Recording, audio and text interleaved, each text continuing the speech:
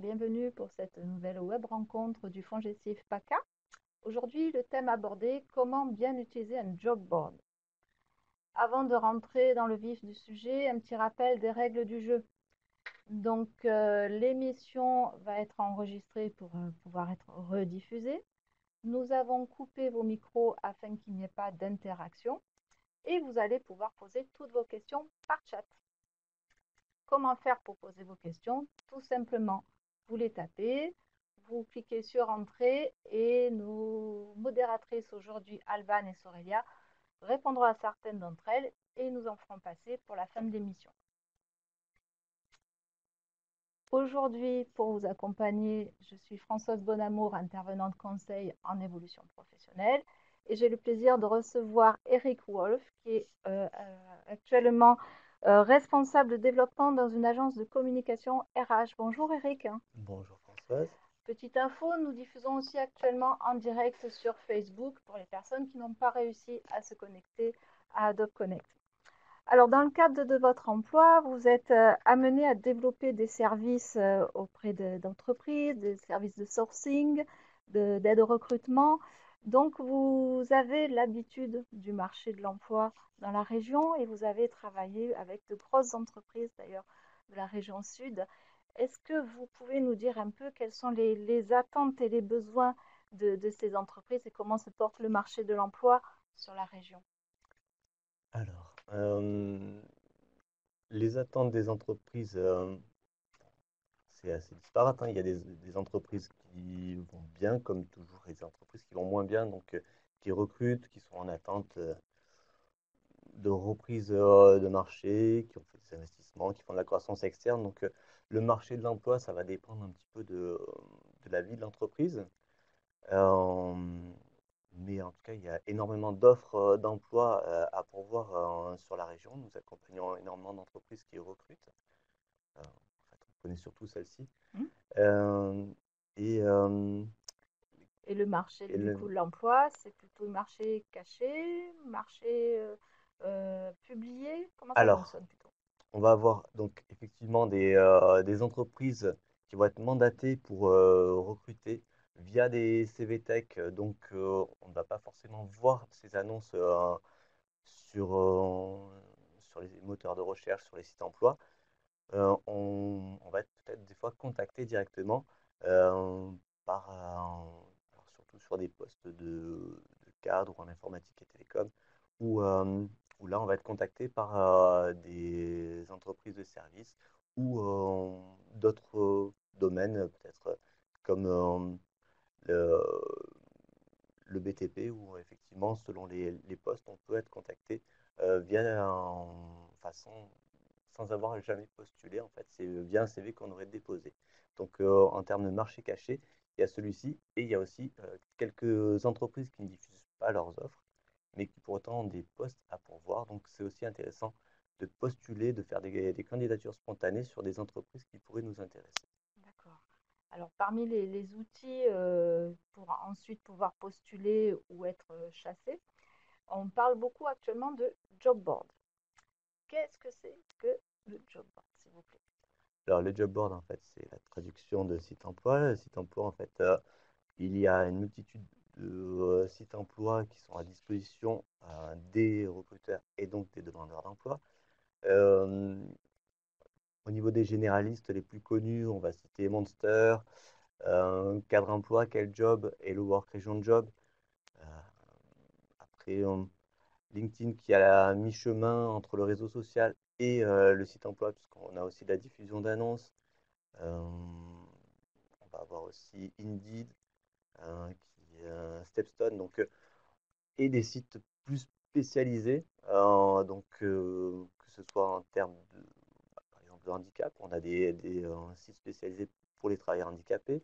On va avoir des sites spécialisés pour ceux qui sont dans les domaines de l'informatique et des télécoms, ceux qui sont dans les travaux publics, dans la restauration. Donc, voilà, chaque métier a potentiellement son site emploi dédié. Alors, parmi tout ce panorama de job board, comment être sûr que c'est un site emploi sûr, sécurisé et que ce n'est pas quelque chose de farfelu sur lequel je risque de me perdre ou alors mon CV ne sera jamais vu? Alors, sécuriser. Donc, la quasi-totalité des sites emploi qui sont en ligne sont en HTTPS, donc sécurisés. Et la cybersécurité, normalement, est testée régulièrement. En plus, ils ont des gros enjeux de marque, donc ils ont une notoriété pour la plupart qu'ils préservent depuis plusieurs années. Donc, ils font très attention. Évidemment, il y a de nouvelles offres, de nouveaux sites emploi qui émergent, mais la sécurité est un enjeu majeur. Après, en termes de visibilité, lorsqu'on dépose un CV sur un site emploi, la certitude qu'il soit lu, en fait, ça va dépendre aussi du marché sur le métier sur lequel nous souhaitons postuler. On parle aussi de sites agrégateurs. Qu'est-ce que c'est? Alors, des sites agrégateurs, ça peut être effectivement Indeed, Jobijoba, Nevoo. Ce sont des agrégateurs en fait d'offres d'emploi, c'est-à-dire qu'ils vont aller chercher sur des sites emploi existants ou sur les sites emploi des entreprises. Ils vont les aspirer sur leur site. Donc, et on va se retrouver avec énormément d'annonces emploi affichées qui ne sont pas directement déposées sur cet agrégateur. D'accord, c'est comme si ça faisait la fusion en fait. C'est ça, c'est un aspirateur, Un un aspirateur, agrégateur. quoi. Voilà. D'accord. Alors, si on se place du côté du recruteur, comment ça va se passer? Il va chercher comment les CV, ça- le recrutement, ça se passe comment à Alors, partir des sites? à partir du site, donc les CVTech ont des systèmes qui leur sont propres en fait pour aller chercher donc soit des fonctions un petit peu comme Google où on va taper les mots-clés et alors, la CVTech, enfin le moteur de recherche, la CVTech va nous proposer un certain nombre de CV, soit par des technologies booléennes. Donc, ça va dépendre en fait des CVTech et des sites emploi sur lesquels on va acheter de la CVTech. Le recruteur en fait va avoir différentes technologies à sa disposition pour chercher ses CV. Donc, la plupart du temps, ça va être en fonction de la localisation, du métier recherché et puis des diplômes, des écoles. Voilà, il y a plusieurs critères à disposition des recruteurs. Alors, si je me place du côté du candidat, en sens inverse, est-ce qu'il y a de bonnes pratiques? Comment sortir du lot dans tous ces milliers de CV? Alors, comment sortir du lot? Déjà, faire un CV qui soit le plus complet possible, le plus en rapport possible avec le métier sur lequel on souhaite postuler. Euh, Essayer d'être assez concis. Une page, c'est bien parce que, comme tout le monde, les recruteurs sont des gens qui sont en manque de temps. Donc, il faut leur faciliter la tâche pour qu'ils prennent le temps de lire votre CV. Si possible, faire un CV également vidéo parce que bah, les recruteurs sont aussi des gens qui sont amenés à se déplacer et donc consulter des CV via mobile. Donc bah, la vidéo, c'est quand même beaucoup plus facile à lire qu'un format texte lorsqu'on est sur un petit écran. Mhm. Donc voilà, si on peut faire cet exercice de faire un CV vidéo, ça peut être intéressant aussi. Alors après, une fois que tout est calé, aussi on peut aller à la rencontre des entreprises, par exemple sur les forums, ou alors se renseigner sur les entreprises, faire des candidatures spontanées, le Ouais. classique quoi. Effectivement, les forums, c'est une très belle opportunité déjà, parce que souvent, on se rend compte que, il y a des entreprises sur lesquelles on n'irait pas forcément, mais qui sont vraiment en adéquation avec nos valeurs, parce que bah, quelquefois, ce sont des entreprises qui n'ont pas suffisamment de budget communication pour travailler sur leur marque employeur. Euh, donc, aller à la rencontre des recruteurs, les faire parler, éventuellement, justement, voir des opportunités en termes d'emploi qui ne sont pas encore dévoilées sur les sites, mais qui sont déjà, dont les recruteurs sont déjà au courant. Donc, ça va permettre justement, en allant à la rencontre de ces recruteurs, de voir un petit peu ce que propose l'entreprise. Alors si je cherche un emploi, mais j'hésite un petit peu, j'ai plusieurs cordes à mon arc, Mhm. est-ce que du coup je vais me mettre sur des sites différents avec des profils différents? parce que je suis prête à la fois à faire des ressources humaines, mais aussi de la formation, voire même travailler dans une banque. Comment faire? Comme un candidat le demande aux entreprises, l'inverse est vrai aussi. Il faut être le plus en vérité possible. Le recruteur ne veut pas avoir de mauvaises surprises et l'inverse est vrai aussi. Donc, si on a effectivement la volonté et qu'on n'a pas de priorité sur les emplois sur lesquels que nous souhaitons occuper, bah, ça peut être intéressant de déposer plusieurs CV. Et si on a les compétences, pourquoi pas. Euh, oui, donc c'est pas nécessaire forcément de le déposer sur plusieurs sites emploi. On peut avoir soit plusieurs CV. Après, c'est quand même pas la majorité des cas. C'est une question un peu difficile. Je sais pas comment ça peut être traité, puisque sur les sites emploi, on n'a qu'un seul identifiant. Donc, peut-être se le déposer sur plusieurs sites emploi si c'est spécialisé, mais là, j'avoue que je ne Donc suis pas en assez amont, il vaut spécialisé. peut-être mieux savoir exactement ce que l'on veut faire, quel avenir professionnel on veut, sur quoi cibler, quitte d'ailleurs à rencontrer un des conseillers en évolution professionnelle du FONGICIF qui va vous aider à définir votre projet, votre vie professionnelle future C'est bien et ça. avoir qu'un seul profil. Alors, euh, je me retrouve comme ça sur des sites. On parle maintenant de e-reputation. Vous Mhm. constaterez un super accent. Qu'est-ce que c'est et comment la préserver?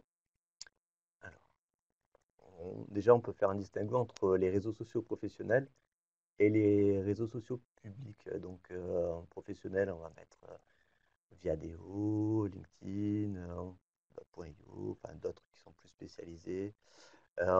Ou de l'autre côté, un réseau social public, Instagram, Facebook, euh, Twitter qui est à cheval entre les deux.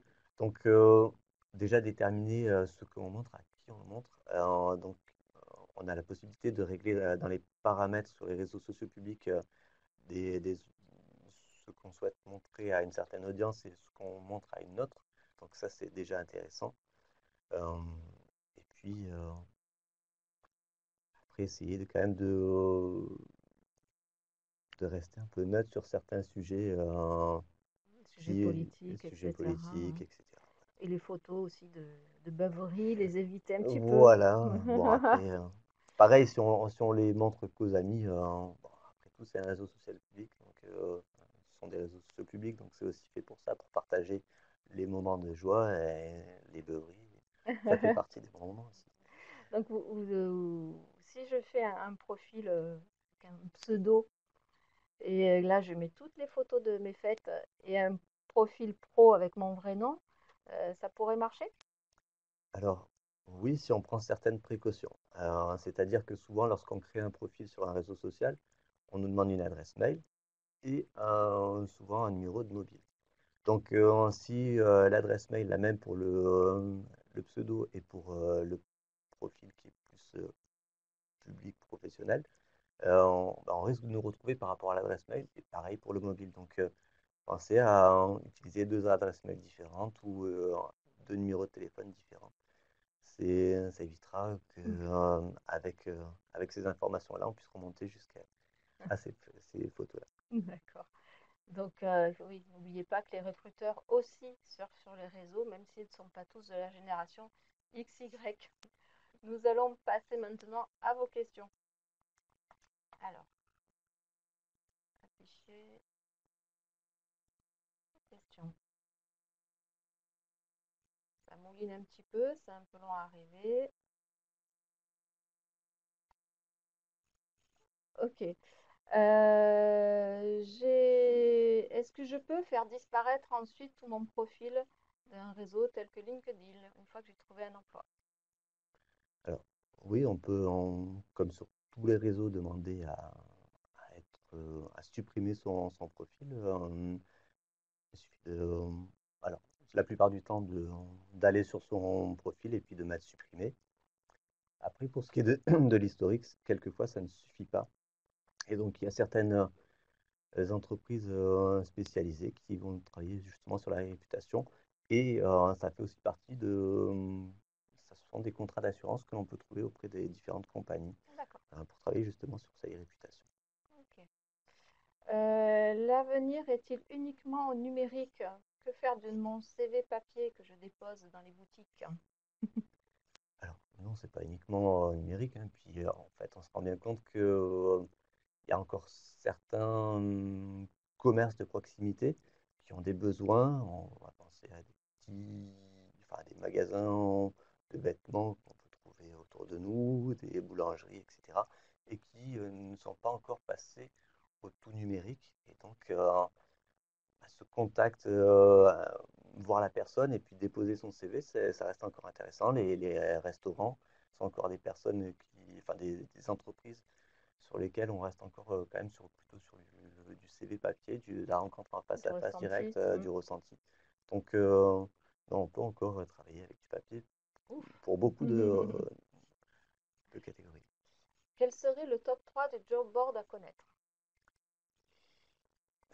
Le top 3. Sans faire de pub, plus pour l'un que pour l'autre.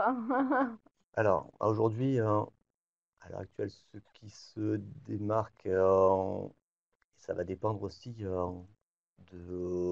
niveau de diplôme sur lequel nous sommes. Mais LinkedIn a une grosse part de marché sur LinkedIn Indeed. Et puis, après, à égalité, je dirais Monster, Figaro Classified, donc cadre emploi, quel job, et Hello Work Region Job. Après, les autres sont aussi très bien. Donc, nous travaillons au sein de l'agence avec tous les sites emploi. Donc, et selon les profils recherchés, on va aller plus sur l'un ou sur l'autre. Donc, tous sont bons, tous ont leur spécificité. Donc, voilà, c'est pas une préconisation que je fais, c'est juste. Comment savoir si mon CV est percutant? Alors, déjà, on peut demander un avis à son entourage. Déjà, ça permettra déjà de le relire, voir s'il y a certaines erreurs. Et puis après, on peut s'adresser à des institutions comme FONGECIF, Pôle emploi, l'APEC, euh, lors de rendez-vous pour savoir ce qu'ils en pensent, passer éventuellement par la réécriture. Euh, Après, il faut se poser aussi des questions, faire des tests, savoir si le CV n'est jamais vu alors qu'il a été déposé dans des CV Tech. Peut-être qu'il faut le retravailler. Donc, c'est comme lorsqu'on poste sur les réseaux sociaux, on voit que certaines de nos publications On réagit ou ont pas? réagi Mm. et d'autres moins. Donc, c'est ressenti. C'est un petit peu en lien de la question suivante. Quel est le plus pertinent de remplir à remplir dans notre profil LinkedIn ou Viadeo? Donc, le plus pertinent, est-ce que ça va être tout son parcours ou le Alors, focus sur ce qu'on sait faire? Est-ce qu'il faut aussi mettre ce qu'on fait à côté? sur les profils, on peut tout mettre à partir du moment où effectivement c'est la vérité. Il ne faut, voilà, faut rester sur ce qu'on sait faire. Et même, ça peut être intéressant, puisqu'on a droit souvent sur les réseaux sociaux à quelques lignes d'explication, de, de plus expliquer en détail ce qu'on sait faire, puisque si on ne prend pas la parole, personne ne le fera pour vous. Donc, n'hésitez pas à vous vendre. Moi, par exemple, je ne dirais pas que je suis parfaitement bilingue, puisque ce n'est pas le cas. Existe-t-il une plateforme qui permet de donner une notation en ce qui concerne les entreprises, les recruteurs, qui ne daignent pas donner une réponse à nos candidatures? Oula, vaste question. Oui, et on trouve de plus en plus. Alors, on a Indeed, on a Viadeo, on a Glassdoor. Euh, donc, ils sont partis vraiment sur cette idée de donner la parole aux salariés. Mais c'est aussi pour les entreprises une façon, justement, lorsque elles font bien leur travail dans l'intégration, qu'elles mettent à l'aise leurs salariés, de pouvoir attirer plus facilement leurs talents. Donc, voilà, ça fait partie de la réputation, de la marque employeur des entreprises. Donc, Oui, effectivement, ça marche dans les deux voilà, ça sens, marche dans les la, deux la sens. réputation, tout à fait. Que pensez-vous des algorithmes qui prennent la place des recruteurs? Alors, pour l'instant, c'est pas encore très au point, mais c'est vrai que, comme on peut le voir, Google est de plus en plus présent dans nos vies et avec Mm, la quantité de données qu'ils réussissent à absorber avec Google Maps sur nos déplacements, mm. avec les recherches que nous faisons sur le moteur de recherche Google, avec tous les outils que Google met à notre disposition, mais qui sont autant de moyens de récolter de la data, enfin de la donnée, on arrive à créer un persona, enfin, ce qu'on dit en inbound marketing. Et donc, ça marche aussi dans le recrutement. On va pouvoir pousser directement à la personne l'emploi qui, a priori, est celui qui est fait pour lui. C'est pas encore pour tout de suite, mais on va y arriver C'est en impressionnant. continuant comme ça. Ouais. Comment aborder le sujet des points faibles pendant le rendez-vous de recrutement? Ah, déjà, on a franchi une barrière. Alors, On a un entretien. alors dans l'entretien, moi, c'est vrai que je suis moins spécialisé là-dessus puisque je suis une agence, enfin, je représente une agence de communication pour les ressources humaines. Donc, nous, notre rôle auprès des entreprises se limite euh, à donner les clés à une entreprise pour savoir où recruter et éventuellement faire passer les messages, faire de la création de contenu. Sur la partie entretien de recrutement, aborder ses points faibles, je dirais que il faut savoir faire de ses points faibles une force. C'est Mm. lorsque on est par exemple une entreprise petite, on peut être une entreprise agile. Et c'est simplement une façon de tourner les choses qui fait que bah, les faiblesses peuvent être une force, Comme le verre à moitié vide ou à moitié plein. par exemple. De quelles informations le futur employeur va-t-il piocher auprès de cette recommandation? Peut-on demander à une agence d'intérim une lettre de recommandation? Bah, je pense qu'effectivement, si ça peut être une bonne idée si l'agence d'intérim a pu récolter des entreprises dans lesquelles elle a placé son intérimaire suffisamment de témoignages, Ça se ça fait peut être encore, hein, les lettres de recommandation. Ah ouais. oui, oui, c'est très intéressant, l'aide de recommandation, bien sûr.